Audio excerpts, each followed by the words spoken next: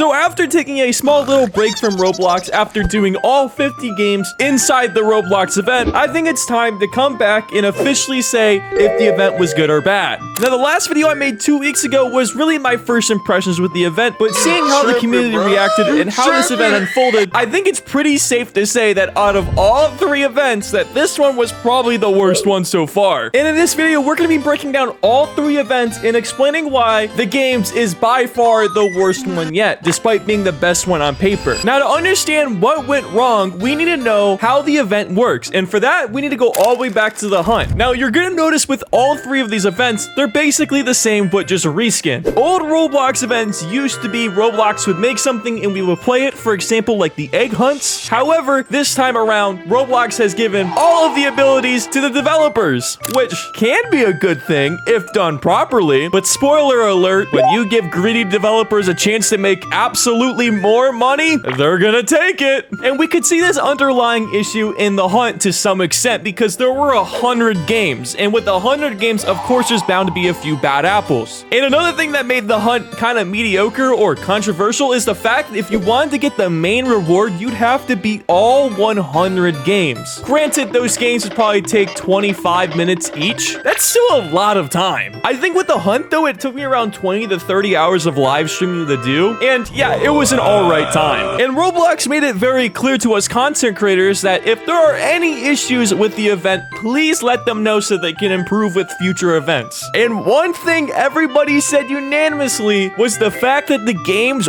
weren't really tested. Certain games in particular, like Pull a Sword, really made an endless grind for no good reason. I think we can all agree that an event should be something fun. It shouldn't be something that we feel we have to grind. I don't think it takes a genius to realize that simulator games can easily make good events if they actually tried instead of just plugging in arbitrary numbers to a random battle pass or to a random level for some reward that takes 25 minutes to get. However, overall, despite there being 100 games, I think the Roblox community was just happy to see that Roblox actually did something for the first time in years. And honestly, I like to think of the hunt as a rough draft to an essay. However, rough drafts aren't supposed to be better than the main draft. Now, this is where we cue some dramatic music, make a black screen, and then have a Comic Sans title say the classic event, and then add a vine boom for extra touch. Now, I say that the rough draft shouldn't be better than the final draft, and what I mean by that is that the final draft is the games, okay? This is like rough draft 1.5, or this is like what they do in schools when, like, you have to write a rough draft and then write that in pen and then type it out. I hated English, okay? Oh, but the classic event was amazing. Yes, there were a lot of things wrong with the classic event, but oh my, if I could go back to simpler times. So what changed from the hunt to the classic event? Well, a few things. The hunt had 100 games. This has 15 games, and on top of those 15 games, you have to find 10 ticks within each game. Pretty amazing if you ask me, and on top of that, they also had a better lineup of games. Yes, there were still a few duds in there, but it won't really matter in a second, you'll see why. But one of the biggest differences from the classic to the hunt is the fact that you don't actually have to beat all the games. I want to say you had to beat around a third of them to get all the rewards needed, but overall, the grind was really easy. But because there were only 15 games, the games did take significantly longer to beat,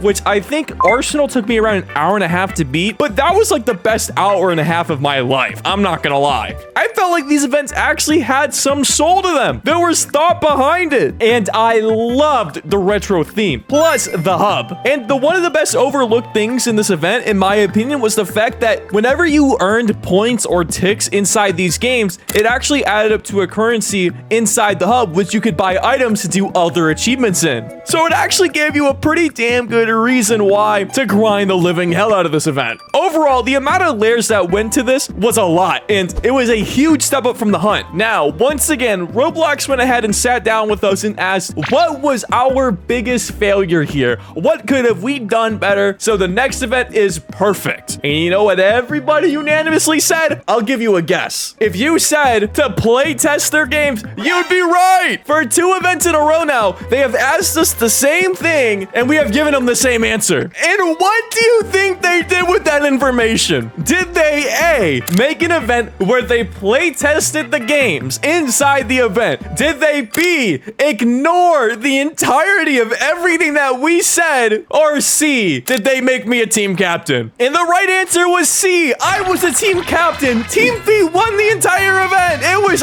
my fault. Just kidding. They chose B. They did B. Now let's cue more dramatic music in a black screen with Arial font that says the games. And now don't forget the Vine Boom.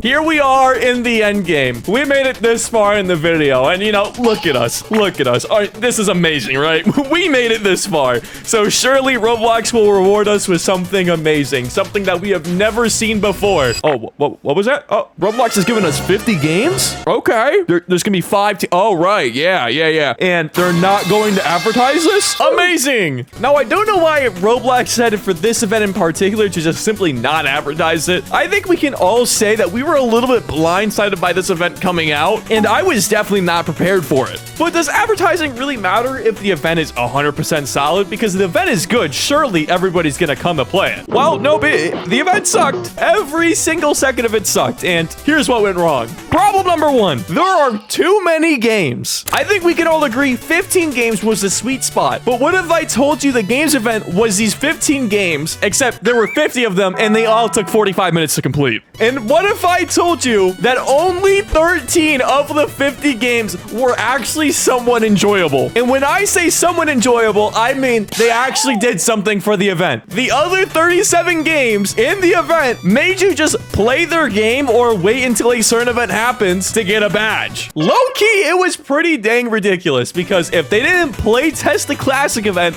and they didn't play test the hunt event, they sure as hell did not play test this event. And I'm pretty sure the developers that were making this event knew that and decided, hey, if they're not gonna grade us, if they're not gonna look at us, why don't we just make this the worst slog of all time? Like, I don't know, this is gonna sound like conspiracy, but what if all the games were like together and they just decided, let's do nothing? Because that's exactly what they did!